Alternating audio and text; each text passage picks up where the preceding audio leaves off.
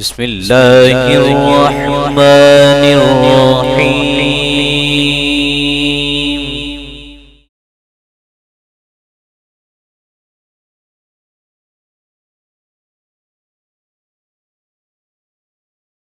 بعد اعوذ باللہ السمیع العلیم من الشیطان الرجیم. بسم اللہ الرحمن الرحیم. ان الدین عند اللہ الاسلام وما اختلف الذین اوتوا الکتاب الا من بعد ما جاءهم العلم بغیا بینہم ومن یکفر بآیات اللہ فإن اللہ سریع الحساب.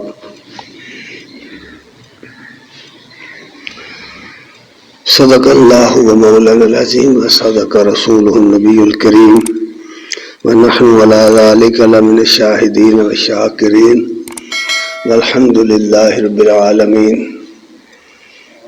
السلام علیکم ورحمۃ اللہ وبرکاتہ.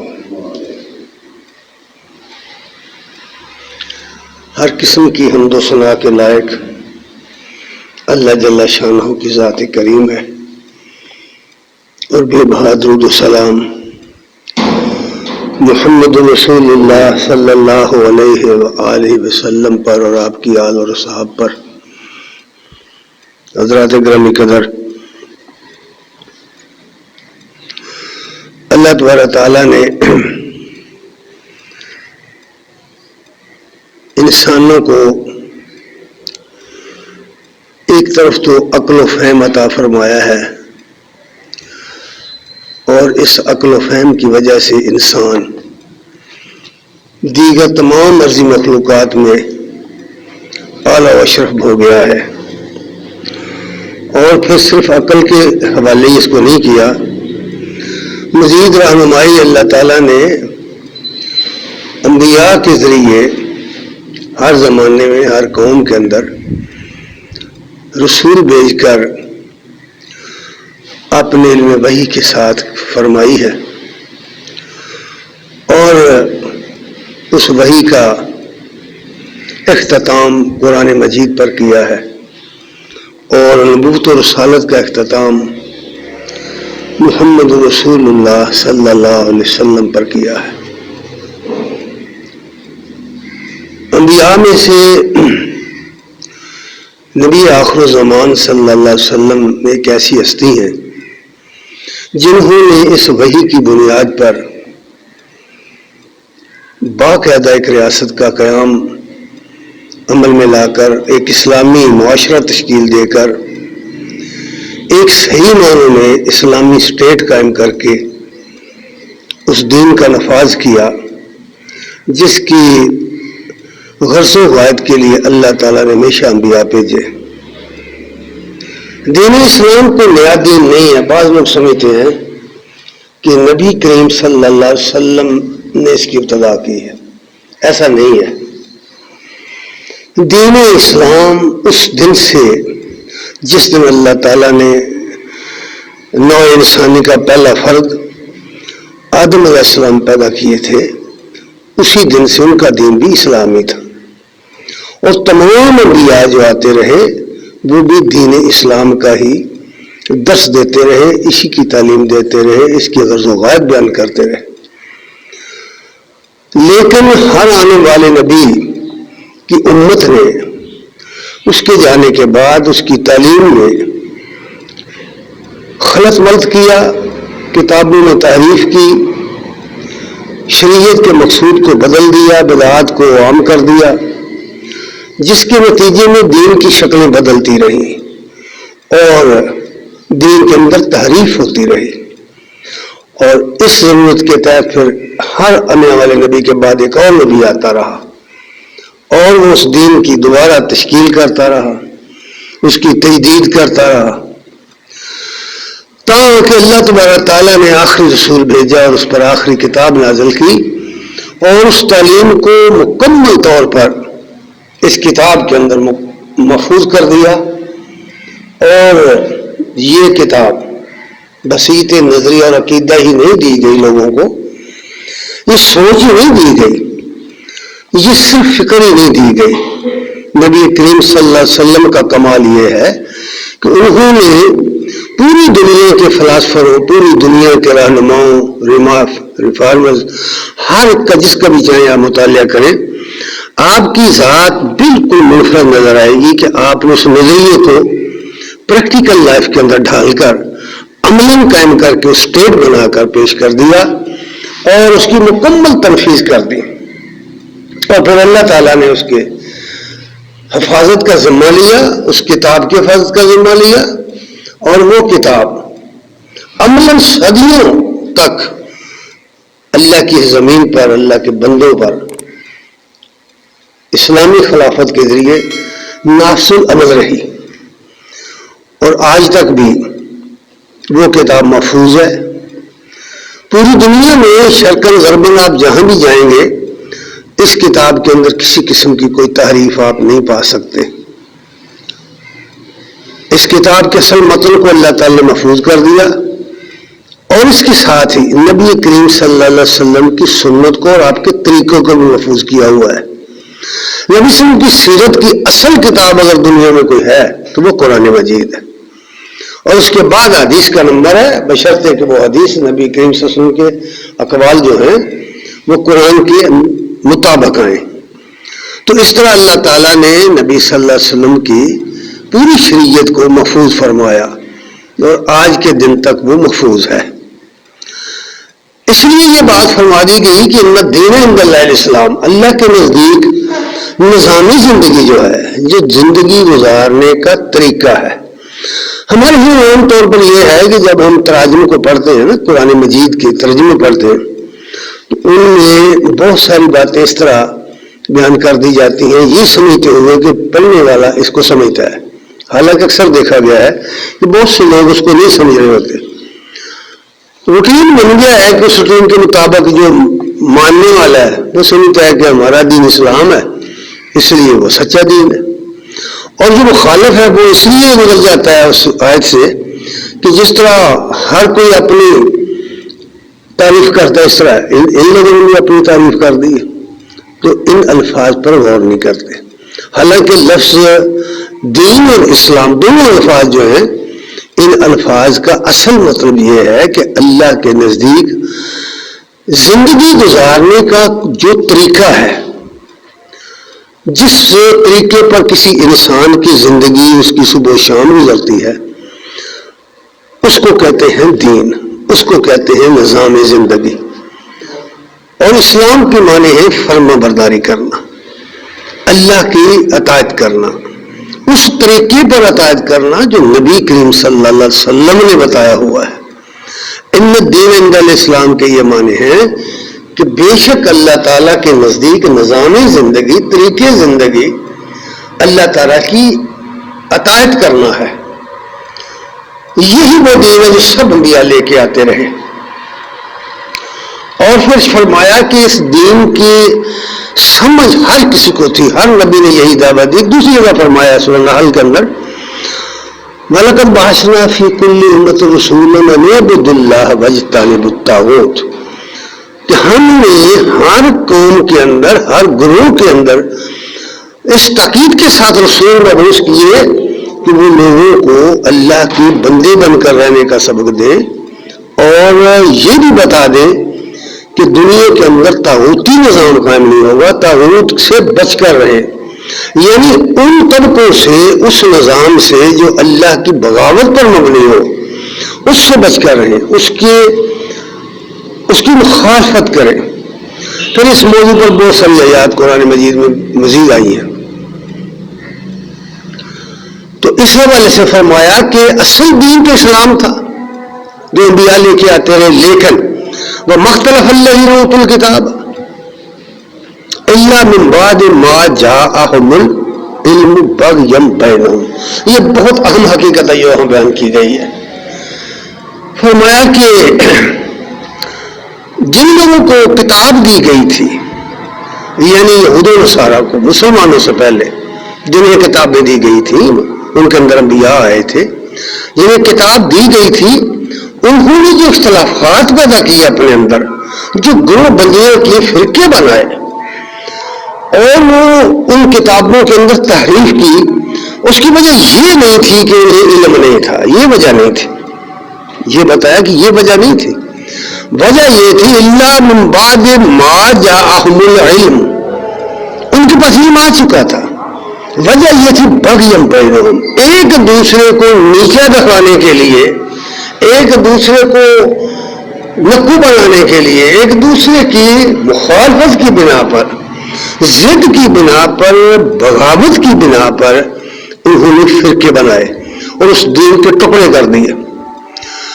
مسلمانوں کو یہ بات اس لیے بتائی گئی ہے، یہ سورہ آل عمران کی آیت نمبر 19 ہے، اور اس وقت آیات نازل ہوئی تھی، یہ ابتدا سے لے کر سورہ آل عمران آیات نمبر 83-85 تک اس وقت نازل ہوا تھا یہ خطبہ، جب نجران سے ایک عیسائیوں کا بڑا وفد جس میں 60 علماء تھے مدینہ آئے تھے، اور نبی صلی اللہ علیہ وسلم سے انہوں نے بحث مباحثہ کیا تھا، تو اس وقت یہ خطبہ نازل ہوا تھا، اور اس میں یہ باتیں بتائی گئی ہیں کہ تمہارا دین بھی اصل میں اسلام تھا، لیکن تم نے اسے بدل ڈالا، اور اس کی وجہ کیا تھی؟ بغیم بینہم، ایک دوسرے کو نیچا دکھانا، ایک دوسرے کے خلاف سرکشی کرنے کا جو وتیرہ تم نے اختیار کیا تھا، اس کی وجہ سے تم گروہ در گروہ ہو گئے، اور مسلمانوں کو بھی یہی سمجھایا گیا کہ بھائی اس طرح تم نے نہیں کرنا، بچ کے رہنا، اصل تمہارا دین اسلام ہے۔ ایک دوسری جگہ فرمایا نا، یا ایھا الذین آمنوا اتقوا اللہ حق تقاتہ ولا تموتن الا وانتم مسلمون، اے اہل ایمان اللہ سے ایسے ڈرو، ڈرنے کا عام طور پر ترجمہ کیا جاتا ہے، لیکن اصل معنی یہ ہوتا ہے کہ اللہ کے نافرمانی سے بچو، جیسا کہ نافرمانی سے بچنے کا حق ہے، اور تمہیں موت نہ آئے مگر اس حالت میں کہ تم مسلمان کے حیثیت سے دنیا سے مرو، یہ اصل ٹارگٹ ہے، اصل بات ہے، مسلمان بن کر تو رکھے واعتصموا بحبل اللہ جميعا ولا تفرقوا، اللہ کی رسی کو یعنی قرآن کو مضبوطی سے تھامو اور گروہ گروہ نہ ہو جاؤ۔ پھر ایک لمبا مضمون ہے جو وہاں بیان کیا گیا ہے، اس کے اندر آگے چل کر کے گروہ بندی کی، تفرقہ بازی کی شدید الفاظ میں مذمت بھی کی گئی۔ پھر فرمایا کہ یہ جو طریقہ تھا کہ وَمَن يَكْفُرْ بِآيَاتِ اللَّهِ، ذرا غور کرو، ایک طرف اللہ تعالیٰ کی آیات ہے قرآن مجید میں، اللہ کی کتاب کے اندر فرمایا کہ جو شخص اللہ کی آیات کا انکار کرے وہ یاد رکھے فإن اللہ سریع الحساب، اللہ کو حساب لیتے دیر نہیں لگتی، اللہ تعالیٰ محاسبہ کرنے بہت جلد باز ہے، وہ جلدی محاسبہ کرے گا، اور وہ دن دور نہیں ہے جب دوبارہ انسانوں کو زندہ کر کے اپنے حضور کھڑا کرے گا۔ یہ حقیقت بیان کر دی کہ دیکھیے گا ہوشیار باش، آیات الہی کا انکار نہ کیجیے۔ ہمارے معاشرے میں یہ مصیبت بہت زیادہ ہے، اور اس کی بڑی وجہ شاید ہمارے جیسے لوگ ہیں جنہوں نے لوگوں کو صحیح تصور جو قرآن کا صحیح دینی تصور ہے وہ پیش نہیں کیا۔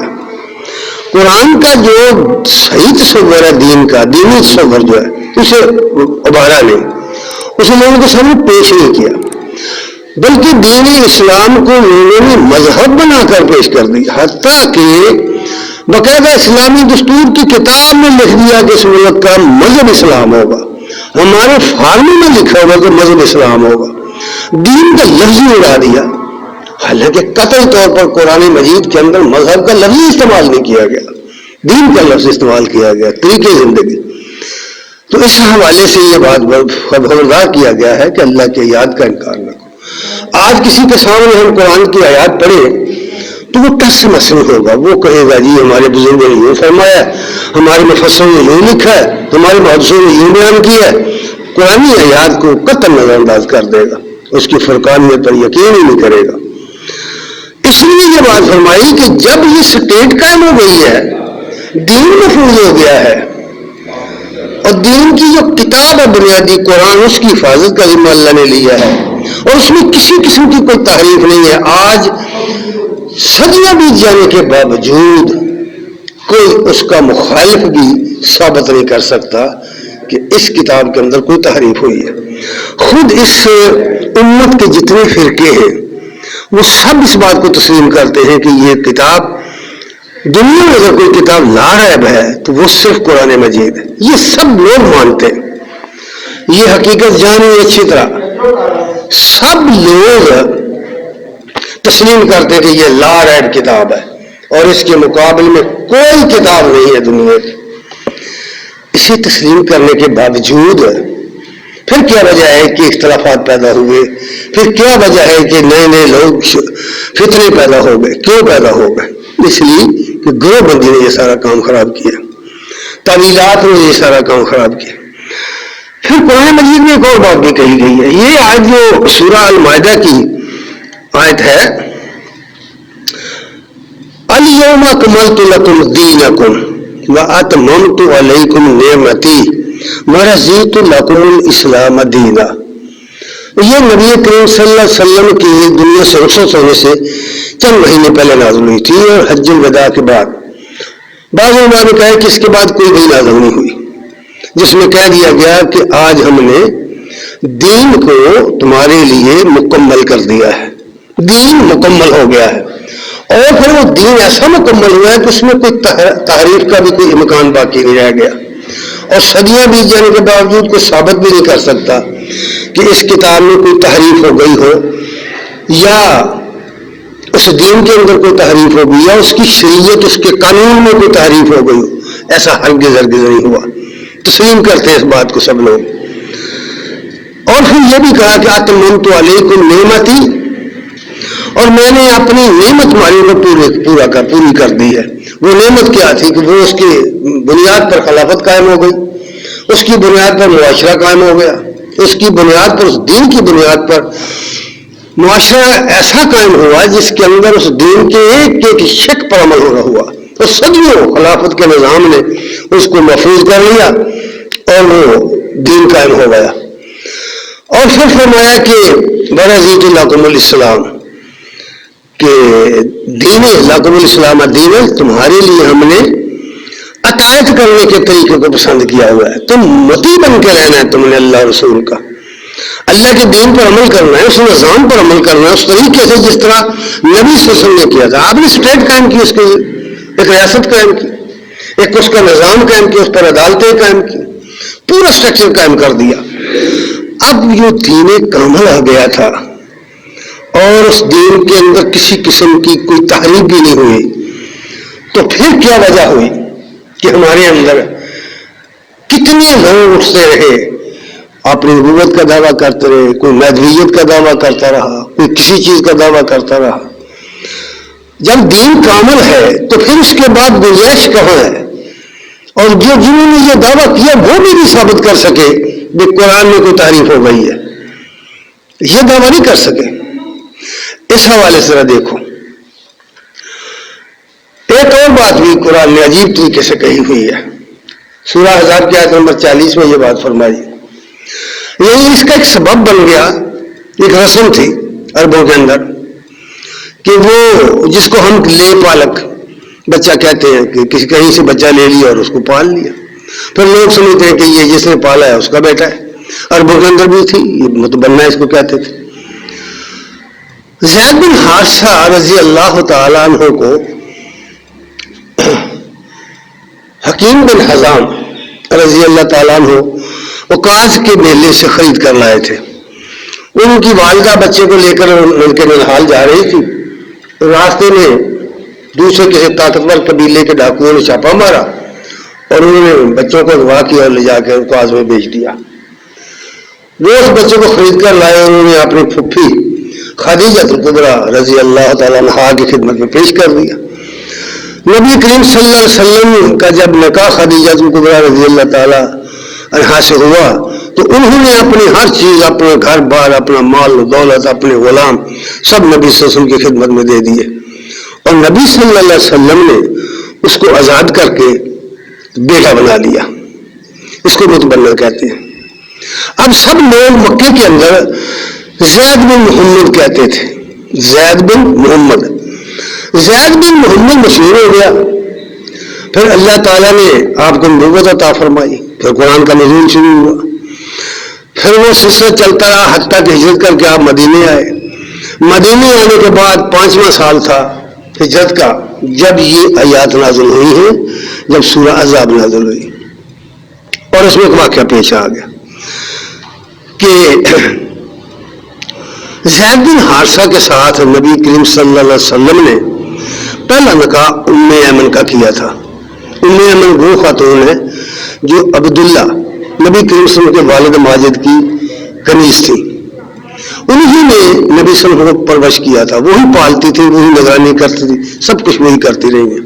بلکہ طبقات ابن سعد نے یہاں تک لکھا ہے کہ جب عبدالمطلب کی وفات ہوئی تو اس نے ام ایمن کو بلا کر نصیحت کی، بلکہ وصیت کی کہ دیکھ یہ میرا جو بچہ ہے اس بچے کو تو نے پرورش کرنا ہے۔ طبقات ابن سعد یاد رکھیے، طبقات ابن سعد میں یہ لکھا ہوا کہ تو نے اس کی پرورش کرنی ہے، اس کو پالنا پوسنا تو نے ہے۔ اور پھر ایک اور وصیت بھی انہوں نے کی، انہوں نے کہا کہ میں نے اس بچے کو دیکھا ہے کہ کچھ بچوں کے ساتھ یہ فلاں وادی میں فلاں بیری کے درخت کے نیچے کھیل رہا تھا، تو اس کو بچوں کے ساتھ نہیں کھیلنے دینا، اور وہاں وادی سے باہر اس کو نہیں جانے دینا، اس طرح کی نصیحتیں کی۔ اور ابو طالب کو بلا کر کہا کہ تم نے اس بات کا خیال رکھنا، تم میرے بعد قبیلے کے نگران ہو، تم نے نگرانی کرنی ہے۔ یہ کفالت وغیرہ کا کوئی قصہ نہیں، یہ سب جھوٹی روایات ہیں جو ابو طالب نے آپ کو پالا پوسا، کہاں پالنا پوسنا تھا، اس کی تو اپنی روٹی نہیں چلتی تھی۔ تو ام ایمن کا نکاح زید کے سے کر دیا، اور اس خاتون سے اسامہ بن زید پیدا ہو گئے۔ یہ ایک بڑا مشہور سا نام ہے۔ نبی صلی اللہ علیہ وسلم نے اپنے بڑے بڑے صحابہ کو چھوڑ کر اسامہ کو اس لشکر کا امیر مقرر کر دیا تھا، کمانڈر، جس کی ماتحتی میں ابو بکر عمر جیسے لوگ تھے۔ جب زید بن حارثہ جنگ مؤتہ میں شہید ہوئے ہیں تو اس کے تدارک کے لیے وہ فوج بھیجنی تھی، لیکن ابھی وہ لشکر جو تیار کیا تھا مدینے کے باہر ہی تھا، روانہ نہیں ہوا تھا، مدینے سے باہر نکلا ہی تھا کہ خبر آ گئی کہ نبی کریم صلی اللہ علیہ وسلم کی وفات ہو گئی، وہ رک گئے۔ اس کے بعد خلافت قائم ہوئی، ابو بکر خلیفہ بنے۔ بہت لوگوں نے کہا کہ یہ بچہ ہے، چھوٹی عمر ہے اس کی، بڑے بڑے صحابہ موجود ہیں، خلیفۃ المسلمین سے کہا امیر المومنین نے اس کو بدل دو، کسی تجربہ کار آدمی کو کمانڈ دے دو، لیکن انہوں نے فرمایا ایسا نہیں ہو سکتا، جو نبی صلی اللہ علیہ وسلم نے کر دیا نا حکم، یہ اسی کے مطابق ہوگا۔ بڑی مشہور بات ہے یہ کہ اسامہ کو انہوں نے گھوڑے پر سوار کیا، اس گھوڑے کی لگام خود تھامی، وہ شرمسار ہو رہا تھا۔ اس نے کہا کہ آپ بزرگ ہیں، آپ سوار ہو جائیں، میں نہیں اترتا ہوں، اور میں نہیں، تم مجھے سوار ہو۔ اس کی بات سنبھال کے دوڑتے جا رہے تھے ساتھ ساتھ، اس طرح انہوں نے لشکر روانہ کیا تھا۔ اس کے بعد نبی کریم صلی اللہ علیہ وسلم نے اپنی پھپھی زاد زینب بنت جحش، جس کو کہتے ہیں، جس کا نام ہے ام المومنین زینب بنت جحش، یہ کیسا خاندان تھا؟ آپ کی یہ پھپھی زاد تھی، پھپھی کی بیٹی تھی۔ یہ اس خاندان کو یہ شرف حاصل ہے کہ یہ ساری بہنیں اور ان کے سارے بھائی مسلمان ہو گئے تھے، اور سارے کے سارے ہجرت حبشہ کی تھی۔ ان سب نے اپنے مکان مکفل کر کے تالے لگا کے نکل گئے تھے۔ اس پر بڑے بڑے مرثی لکھے ہیں عرب شاعروں نے۔ وہ جب گزرا ہے کا شاعر باؤ محلے سے تو وہ اجڑے ہوئے گھر دیکھ کر اس نے بڑے دردناک مرثی لکھے تھے۔ اس خاندان کو یہ شرف حاصل تھا، اور یہ وہی خاندان ہے جس کے اندر ابو سفیان رضی اللہ تعالیٰ عنہ کی سردار مکہ کی بیٹی ام حبیبہ 22-23 سال کی عمر میں اس کی شادی ہوئی تھی عبید اللہ بن جحش کے ساتھ، زینب بنت جحش کے بھائی کے ساتھ۔ تو وہ بھی ہجرت کر گئی تھی، وہ بھی مسلمان ہو گئی، اور انہوں نے ہجرت حبشہ کی تھی، اور ہجرت حبشہ جب کی وہاں گئی تو وہاں وہ بیوہ ہو گئی۔ اور آپ اندازہ نہیں کر سکتے کہ ایک جو پردیش کے اندر دیار غیر میں ایک خاتون جس کا کوئی کمانے والا نہیں، جس کو کوئی کھلانے والا نہیں، وہ اس طرح بیاروں میں گزار رہ جائے، تو نبی کریم صلی اللہ علیہ وسلم نے عمر بن امیہ زمری کو اپنا خط دے کے بھیجا، اور نجاشی کو لکھا کہ میرا پیغام دو ام حبیبہ کو نکاح کا، اگر وہ قبول کرے تو نکاح کر دو۔ پھر وہ سارا واقعہ ہو گیا۔ زید بن حارثہ کے ساتھ زینب بنت جاش کا نکاح کر دیا. یہ تصور بڑا عجیب و غریب ہے. ہماری معاشرے میں بھی یہ خرابیاں آج ہیں. آج تک یہ معاشرہ جو جس کو تم مسلمان معاشرہ کہتے ہو یہ ذات پات کے بت توڑ نہیں سکا. یاد رکھیے یہ اس باتوں کو سمجھو. دین کے پس منظر میں دین کے سنہری میں اگر ہم ان باتوں کو دیکھیں تو یہ شرک کی باتیں ہیں, یہ دین سے انکار کی باتیں. یہاں کوئی معیار نہیں ہے. دین نے جو معیار مقرر کیا ہے وہ تقوی کا معیار ہے. جو آدمی متقی ہے, پرہیزگار ہے, اچھا آدمی ہے, اچھے کام کرنے والا ہے, وہ مرتبے والا ہے. کسی دوسرے کا کوئی نسلی کوئی ذات پات کا کوئی لحاظ اس بات سے نہیں ہے. اب عربوں کا معاشرہ تو اس سے بھی کیا گزرا تھا. عربوں کے اندر یہ بہت مشکل بات تھی کہ ایک غلام کے ساتھ ایک قریش زادی کا نکاح. بہت مشکل بات, بہت مشکل ہے. کیسے مانتے وہ؟ پھر اللہ تعالیٰ نے وہ آیت نازل فرمائی ہے کہ کسی مومن کو اور کسی مومن عورت کو یہ اختیار نہیں ہے کہ جب اللہ اور اس کا رسول فیصلہ کر دے تو وہ اپنے اختیار سے پھر اس فیصلے کو رد کرے. سورہ احزاب کی یہ بات. بس اس کے بعد انہوں نے سرنڈر کر دیا جس طرح آپ کا حکم ہو. اب ظاہر ہے کہ نکاح تو ہو گیا لیکن وہ جو تفاوت نسلی تھا اسے کام نہیں بننے دیا. حتیٰ کہ زید بن حارثہ نے زینب کو طلاق دے دی. جب زید نے طلاق دے دی تو یہ ایک اور مسئلہ پیدا ہو.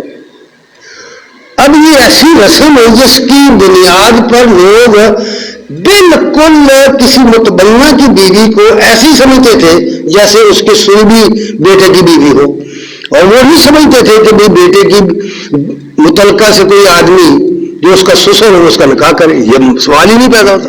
یہ تصور تھا, یہ رسم تھی. اس رسم کو توڑ دینے کے لیے پھر اللہ تعالیٰ نے اپنے نبی کو یہ حکم دیا کہ زینب سے نکاح کرو. اور انبیاء تو نہیں اللہ کے حکام کو ٹالتے. نبی صلی اللہ علیہ وسلم نے نکاح کیا تب آپ کے خلاف ایک پروپیگنڈا شروع ہوا. منافقین نے اور یہودیوں نے اور دشمنان اسلام نے آسمان سر پہ اٹھا لیا کہ یہ بھی کیسا نبی ہے کہ بہو کے ساتھ نکاح کر رہی ہے. تب یہ بات کہی گئی تھی ما کان محمد ابا احد من رجالکم, تمہارے مردوں میں سے محمد صلی اللہ علیہ وسلم کسی کے باپ نہیں ہے. ادھر تم بہو بنائے پھرتے ہو, وہ تو بیٹا ہی نہیں ہے محمد صلی اللہ علیہ وسلم کا جس کے نام لگا رہے ہو. وہ لے پالک ہے, کوئی لے پال کے بیٹا نہیں ہوتا. اس کے جواب میں, اس پورے پروپیگنڈے کے جواب میں یہ بات کہی گئی ما کان محمد ابا احد من رجالکم. یہ بات سنیں. اچھا اب سوال یہ ہے کہ لوگوں کے پاس پروپیگنڈا کرنے کے لیے بڑے طریقے ہوتے ہیں. انہوں نے کہا چلیے جی ٹھیک ہے مان لیتے کہ وہ آپ کا بیٹا نہیں تھا اور یہ آپ کی بہو بھی نہیں تھی, تو کیا ضروری ہے کہ یہ کام کرے؟ رہنے دیں. ضروری تو نہیں ہے کہ اس کی بیوہ کے ساتھ نکاح کرے, اس کی متعلقہ کے ساتھ نکاح کرے, کوئی ضروری تو نہیں ہے. اس کے جواب میں یہ بات کہی گئی کہ ولکن رسول اللہ, وہ اللہ کے رسول ہے. اللہ کے رسول اگر کسی حکم خدا بندی پر عمل نہیں کریں گے تو پیچھے کون ہے امت کے اندر جس کی کریکٹر کے پیچھے, جس کے کردار کے پیچھے اتنی طاقت ہو کہ وہ عمل کرے اور پوری امت اس کے عمل کو مان لے؟ کیسے ہو سکتا ہے؟ یہ دنیا کے اندر کوئی آدمی ایسا نہیں آئے گا, پوری امت کے اندر کوئی آدمی ایسا نہیں آئے گا کہ جو متفقل ہے آدمی ہو, جس کے فیصلوں کو, جس کے آرڈر کو, جس کی طرز زندگی کو, جس کے طریقے کو لوگ اپنائیں. یہ تو مقام صرف نبی کا مقام ہے کہ اس کے عمل کو سنت سمجھا جائے گا. جیسے یہ کہا کہ وہ تو اللہ کا رسول ہے, تو پھر کہا گیا کہ چلو اللہ کے رسول ہے, پھر کیا ہوا بعد میں کا بعد میں ہو جاتا, تو پھر فرمایا گیا وہ خاتم النبی ہے. وہ تو وہ ہیں جن کے بعد کوئی نبی آنا ہی نہیں. سمجھ آئیے بات کی اب کہ نہیں؟ جب دین مکمل ہے, اس کی شریعت مکمل ہے, اس کی تنفیذ مکمل ہو چکی ہے, وہ پریکٹیکل لائف میں آ چکا ہے, اس کی کتاب لا رہا ہے, اس کے اندر کوئی تحریف نہیں ہے, اس کے قوانین میں کوئی جھول نہیں ہے, اس کا دین مکمل ہو چکا ہے ہر لحاظ سے اور نافذ ہو چکا ہے, اور پھر اس کے بعد کسی نبی نے آنا ہی نہیں. خاتم النبی کہ کہ وہ نبیوں کے سلسلے کو بند کر دینے والا ہے. خاتم النبیین. ایک بات میں آپ عرض کر دوں, یہاں بھی لوگوں کو سننے میں بہت غلطیاں ہوں. لوگ لفظ خاتمہ جو ہے اس کا ترجمہ کرتے ہیں کہ وہ نبیوں کی مہر ہے. بالکل غلط ترجمہ, یہ ترجمہ نہیں ہے. یہ لفظ خاتمہ ماضی کا صیغہ ہے اور باب مفعلہ سے ہے. اس کے معنی ہے کہ وہ جس نے نبیوں کی آمد کا سلسلہ بند کر دیا, یہ ہے اس کا معنی. نبیوں کی آمد کا سلسلہ بند کر دیا. اور اس طرح ہمارے یہاں چل رہی ہے ختم نبوت عام چلتی ہے. اس کا مطلب یہ لیا جاتا ہے کہ نبوت ختم ہو گئی, نبوت ختم ہو گئی, نبوت کا دروازہ ختم بند ہو گیا. اس طرح سمجھا جاتا ہے نا, کیا ختم ہو گئی نبوت, نبی صلی اللہ علیہ وسلم ختم ہو گئی, رسالت ختم ہو گئی. بس بریک سا چھوٹی سی بنوڑی ہے اس کو سمجھنے کے لیے کہ جب تک آج بھی کوئی شخص غیر مسلمان ہونے کے لیے آئے گا, جب تک وہ نبی کریم صلی اللہ علیہ وسلم کو نبی آخری اور رسول اللہ نہیں مانے گا تو وہ مسلمان نہیں ہو سکے گا. ٹھیک ہے, مطلب کیا نکلا کہ نبی صلی اللہ علیہ وسلم کی نبوت اور رسالت تو قیامت تک چلے گی. بھائی قیامت تک اللہ کے رسول ہیں آپ, قیامت تک آپ نبی ہیں. اور جو شخص آپ کی نبوت اور رسالت کو نہیں مانتا وہ مسلمان ہی نہیں. اور جو شخص یہ کہے کہ اس کے بعد وہ نبی آئے گا پھر تو اس کے کفر میں کوئی شک ہی نہیں. تو خاتم النبیین لفظ کہا گیا ہے, ختم نبوت نہیں کہا گیا. یعنی اس کو آپ خاتم الانبیاء تو کہہ سکتے ہیں کہ انبیاء کی آمد کا سلسلہ بند کر دینے والا, وہ ہستی جس کے بعد کوئی نبی نہیں آئے گا. یہ بات ہے جو سمجھائی گئی ہے.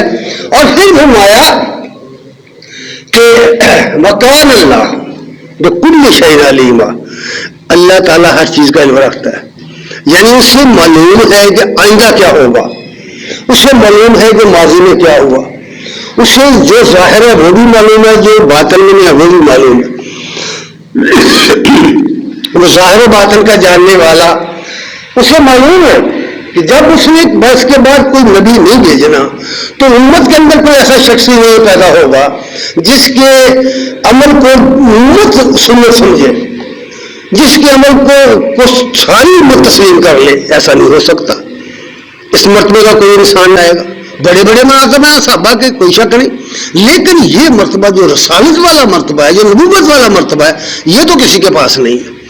اس لیے فرمایا کہ اللہ اس بات کو جانتا تھا, اس لیے اس نے یہ تینوں کام جو ہے بیک وقت کر دینے کا حکم دے دیا کہ یہ کام ہو جائے تاکہ بعد میں کوئی فتنہ پیدا نہ ہو. پتہ چل جائے کہ آپ کے بعد کوئی نبی آنے والا نہیں ہے. اچھا, اب جو مفہوم میں نے بیان کیا, آپ حدیث کی کتابیں پڑھیں تو بالکل وہ حدیثیں اسی مضمون کی تائید کرتے نظر آئیں گی. آپ صلی اللہ علیہ وسلم نے مثالیں دے کر کے یہ بات سمجھائی. مثالیں دے, مثال کمال کی مثال اس طرح بیان کی ہے. ابی ہریرہ رضی اللہ تعالیٰ عنہ بیان کرتے ہیں, قال النبی صلی اللہ علیہ وسلم ان مثلی و مثل الانبیاء, میری اور نبیوں, پہلے نبیوں کی مثال ایسے ہے,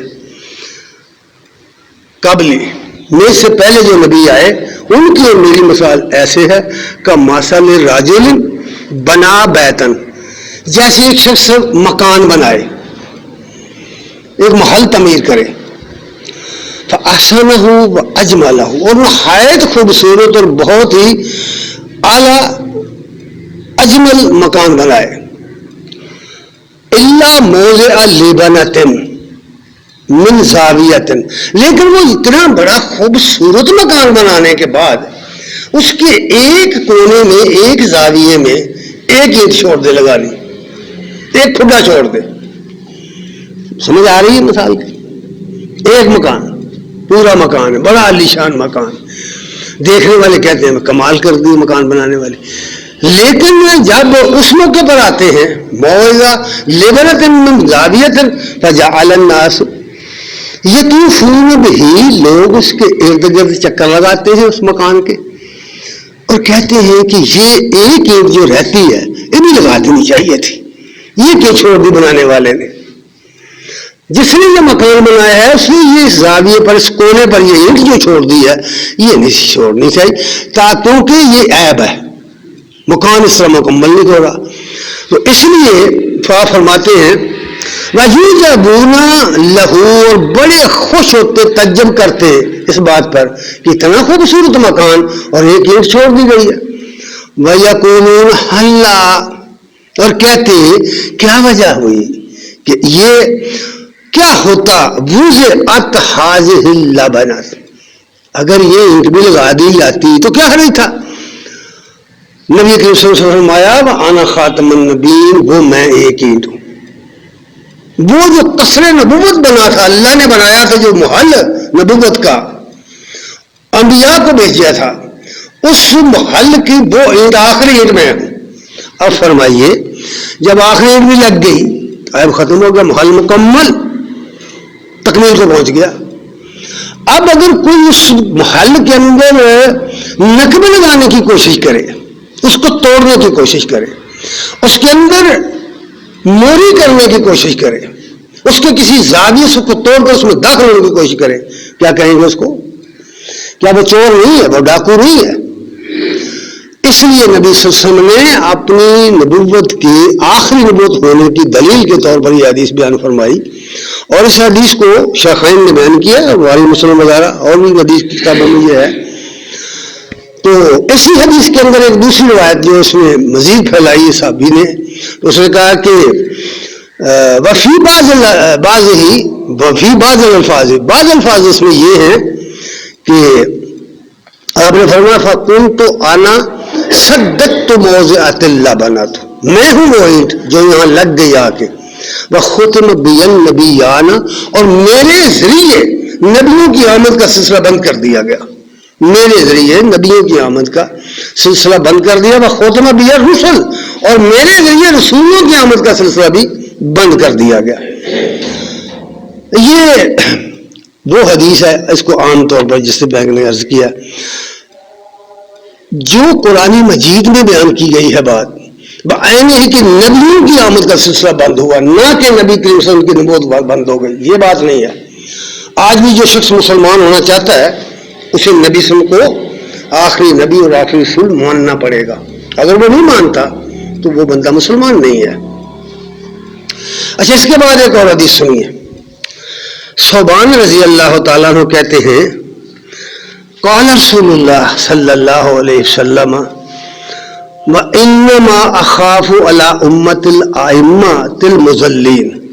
ذرا غور سے سننا یہ بات آپ کیا فرما گئے، اور یہ بھی دیکھنا کہ اس حدیث کی روشنی میں یہ پیشین گوئی کس طرح پوری ہوئی ہے. ذرا غور کرنا آپ نے کیا فرمایا. یہ ایک طویل حدیث ہے جس کے اندر سے میں نے یہ ٹکڑا لیا، طویل حدیث ہے. فرمایا کہ وَإِنَّمَا خَافُ عَلَىٰ أُمَّتِي أَئِمَّةَ الْمُضَلِّينَ، مجھے اندیشہ اس بات کا ہے کہ میری امت کے اندر گمراہ لیڈر پیدا ہوں گے، گمراہ رہنما پیدا ہوں گے، گمراہ امام پیدا ہوں گے. ذرا غور کیجیے، امت مسلمہ پوری کو ذرا دیکھیے، پوری امت کو دیکھیے، ایک ایک ملک کو دیکھیے، ایک ایک ملک کے سیاسی لیڈروں کو دیکھیے، مذہبی لیڈروں کو دیکھیے، ایک ایک ملک کی صحافت دیکھیے، ایک ایک ملک کے اندر علماء کو دیکھیے، پورا جائزہ لے کے دیکھیں آپ. اور جو تماشا لگا ہوا ہے، جو لوگ انٹرنیٹ دیکھتے ہیں وہ جانتے ہیں کہ کس طرح ایک دوسرے کے درمیان دھینگا مشتی ہو رہی ہے فرقوں کے درمیان.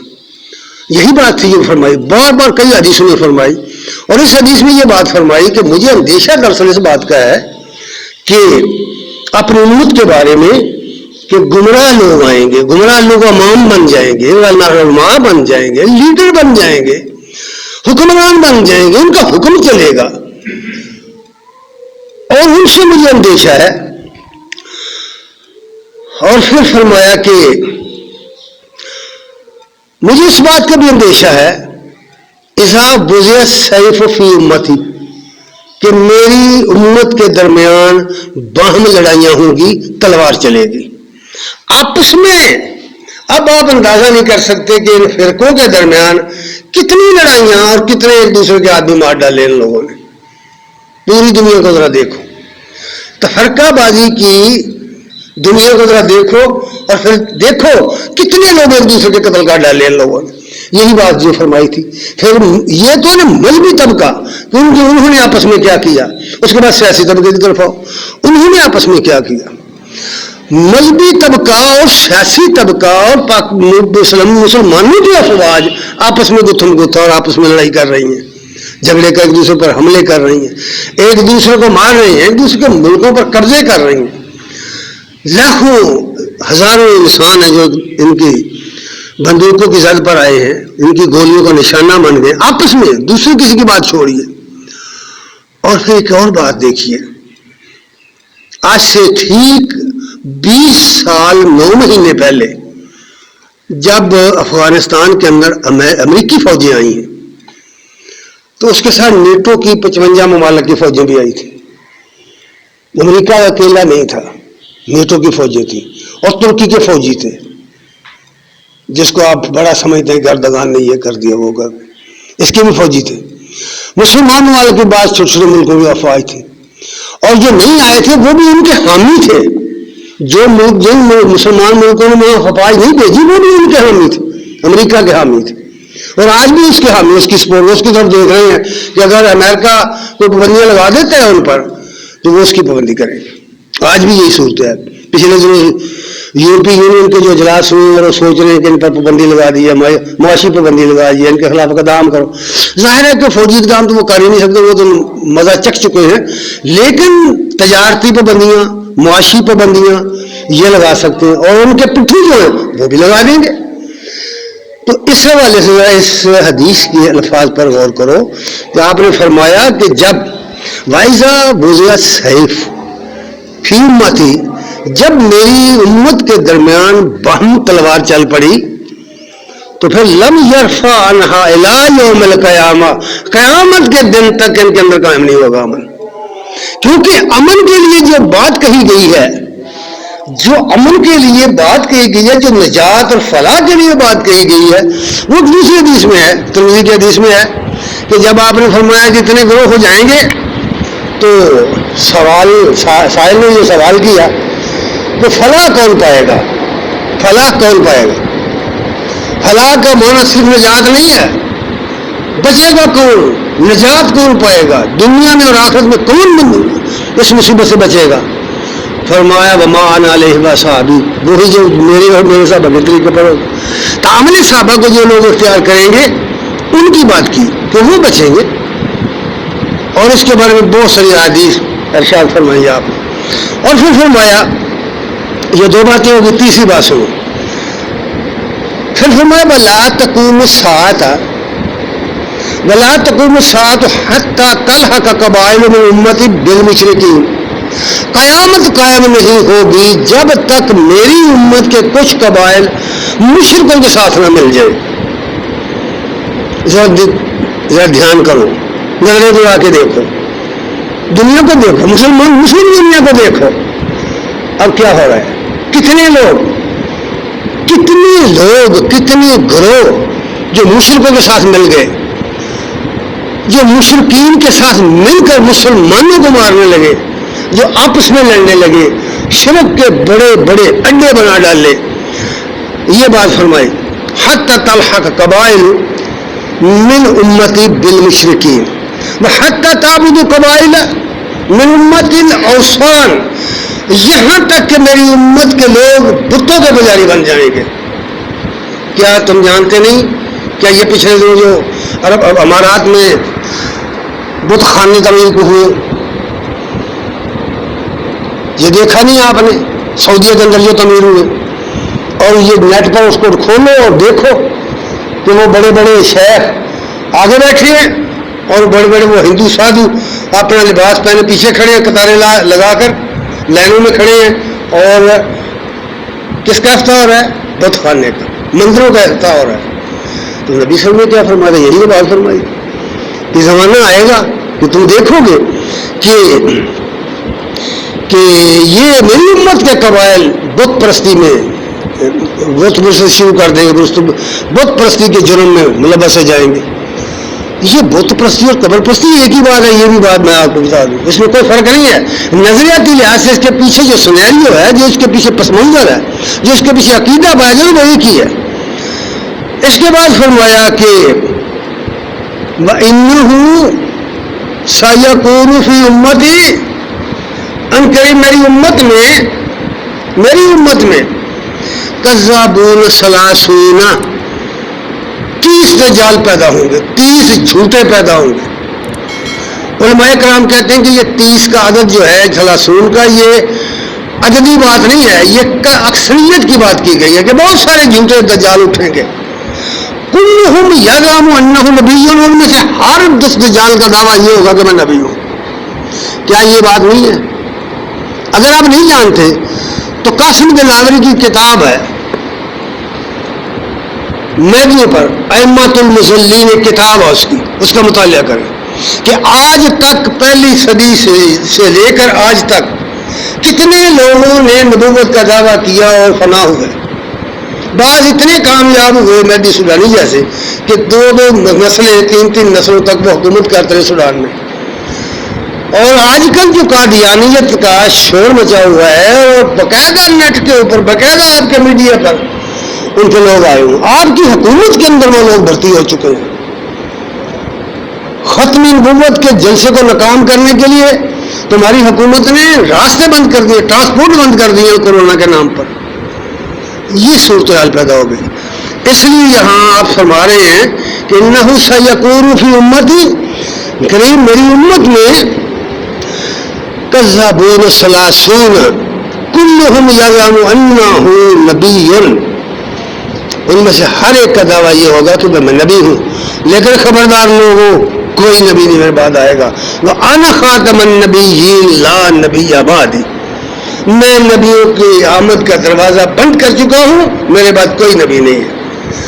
یہ ہے جو بات نبی کریم صلی اللہ علیہ وسلم نے ارشاد فرمائی، اور ایک بات اور بھی فرمائی اس حدیث میں، اور وہ یہ وَلَا تَزَالُ طَائِفَةٌ مِّنْ أُمَّتِي عَلَى الْحَقِّ، میری امت میں سے ایک گروہ انسانوں کا ایسا رہے گا۔ اس سے مراد ضروری نہیں کہ کوئی ایک فرقہ، لوگوں نے فرقہ بنا رکھا ہے، اس کو بھی فرقہ کوئی نہیں ہے بھائی۔ کچھ لوگ ہیں انفرادی جو اپنے قلم کے ساتھ، اپنی جد و جہد کے ساتھ، اپنی محنت کے ساتھ لوگوں کو خبردار کر رہے ہیں، وہ طبقہ ہے جنہوں نے ان کے خلاف بڑا بڑا لٹریچر لکھ دیا اور ثابت کر دیا کہ قادیانیت جو ہے یہ فراڈ ہے، یہ انگریز کا خود کاشتہ پودا ہے۔ اس لیے یہ خبردار کر کے سمجھا دیا گیا کہ ایک گروہ ضرور ایسا رہے گا میری امت کے اندر جو حق پر قائم رہے گا، لوگوں کو وہ بات بتاتا رہے گا۔ حضرات گرامی قدر، جو دین مکمل ہو گیا، جس کے حفاظت کا ذمہ اللہ نے لے لیا، جس کی کتاب محفوظ ہو گئی، آج بھی لا ریب ہے، جس کے نبی کی شریعت مکمل ہو چکی، اس میں کسی قسم کی کوئی ترمیم و اضافہ نہیں ہے، کوئی ایسا شخص آنے والا نہیں ہے جو اس کے اندر ترمیم کر سکے۔ یہ جتنی باتیں فلاں آئے گا، فلاں مہدی آئے گا، فلاں عیسیٰ ابن مریم آئیں گے اور وہ پھر آ کر کے فلاں جہاد ختم کر دیں گے، جزیہ ختم، یہ سب جھوٹ کے پلندے ہیں، جھوٹ کی پوٹ ہے یہ بات۔ یہ عقیدہ مسلمانوں کا نہیں ہے، یہ کافرانہ عقیدہ ہے، عیسائیوں کا عقیدہ۔ انجیلیں پڑھ کے دیکھ لو، جن کا عقیدہ یہ ہے کہ عیسیٰ دوبارہ آئیں گے اور پوری دنیا میں عیسائیت قائم کریں گے۔ مسلمانوں کو یہ بیماری لگ گئی، اور مسلمانوں کے ان کے رابطوں کے اندر ادھر ہی سے یہ باتیں آئیں، بڑی چابک دستی کے ساتھ، بڑی منصوبہ بندی کے ساتھ ایسی روایات لکھی گئی بنا کے۔ قرآن مجید میں صاف صاف کہہ دیا گیا ہے کہ نہ جہاد ختم ہوگا قیامت تک اور نہ ہی جزیہ ختم ہوگا قیامت تک۔ پھر وہ کون ہے؟ وہ جب یہ بات کہی جاتی ہے کہتے ہیں جی وہ تو امتی بن کے آئیں گے۔ بھائی کس امتی کو یہ حق ہے کہ وہ قرآن کو منسوخ کر دے، قرآن احکام کو منسوخ کر دے؟ کس امتی کو یہ حق ملا ہے؟ اس لیے یاد رکھیے، نبوت کا جو ختم نبوت کا جو عقیدہ ہے مسلمانوں کے اندر کہ نبی کریم صلی اللہ علیہ وسلم کے بعد کوئی نبی نہیں ہے، کوئی آنے والا نہیں ہے، کوئی نیا دین نہیں ہے، یہ امت آخری امت ہے، یہ دین آخری دین ہے۔ جس نے قبول کرنا ہے اس کو قبول کرنا ہے، جس نے نجات پانی ہے اس نے آخری نبی ماننا ہے، اس نے آپ کو۔ جو آخری نبی آپ کو نہیں مانتا، کسی نئی نبوت کو مانتا ہے، تو یاد رکھیے وہ بندہ مسلمان نہیں ہے۔ علامہ صاحب لکھتے ہیں کہ لا نبی بعدی ز احسان خدا است۔ کیوں بھائی یہ شعر لکھا؟ آپ غور کرنا ذرا اس پر۔ لا نبی بعدی ز احسان خداست، پردہ ناموس دین مصطفیٰ است۔ مطلب اس کا یہ ہے آسان لفظوں، بالکل آسان لفظوں میں فرمایا کہ میرے بعد کوئی نبی ہے نہیں ہے، یہ اللہ کا احسان ہے، کیونکہ جب بھی کوئی نبی آئے گا، نیا نبی آئے گا، تفریق ہو جائے گی، کچھ لوگ نہیں مانیں گے، کچھ لوگ مانیں گے، تو گویا اب نبوت کا اجرا رحمت نہیں ہے، زحمت بن گیا، تقسیم کر دے گا امت کو۔ اللہ تعالیٰ نے آخری نبی بھیج کر امت کی تقسیم در تقسیم کا سلسلہ بند کر دیا۔ اس لیے علماء سب کہہ رہے ہیں کہ لا نبی بعد ہی، یہ تو امت پر بہت بڑا احسان ہے اللہ تعالیٰ کا کہ آخری نبی بھیج دیا، اس پر ایمان لانے کا حکم دے دیا۔ لا نبی بعد ہی یہ احسان خدا سے پردہ ناموس دین مصطفیٰ است۔ دین کو اگر بچانا ہے تو ان جھوٹے دعوے داروں کو بھگانا پڑے گا، ان کا انکار کرنا پڑے گا، ان سے ہوشیار رہنا ہوگا، ورنہ یہ دین کے ڈاکو ہیں، یاد رکھنا، یہ دین کو برباد کرنے والے لوگ ہیں۔ یہ تصور ہی سارا غلط ہے، وہ فلاں مہدی بن گیا، مہدی سے مسیح موعود بن گیا، فلاں بن گیا، فلاں بن گیا۔ تو اس حوالے سے حضرات گرامی قدر، اللہ تبارک تعالیٰ نے جو آخری نبی ہمیں جسے اللہ کی توفیق سے ہمیں یہ موقع ملا کہ ہم ان لوگوں کے اندر پیدا ہو گئے جو کلمہ گو تھے، کمزور ہی صحیح، اگر ہم کہیں اور پیدا ہو گئے ہوتے تو اپنی کوششوں سے شاید مسلمان نہ بنتے، کیونکہ ہماری حالت بہت پتلی ہے، ہم کبھی غور نہیں کرتے، کبھی نہیں سوچتے ان چیزوں کے بارے میں، اور اگر کبھی ہماری سمجھ میں کوئی بات آ ہی جائے تو ہم لوگوں سے ڈرتے ہیں، خدا سے نہیں ڈرتے، اسے قبول کرنے کے لیے تیار نہیں ہوتے، اسے عمل کرنے کے لیے تیار نہیں ہوتے، ہماری حالت بہت پتلی ہے۔ دعا ہے کہ اللہ تعالی ہمیں سمجھنے کی توفیق عطا فرمائے اور عمل کی توفیق عطا فرمائے۔ وآخر دعوانا ان الحمد للہ رب العالمین۔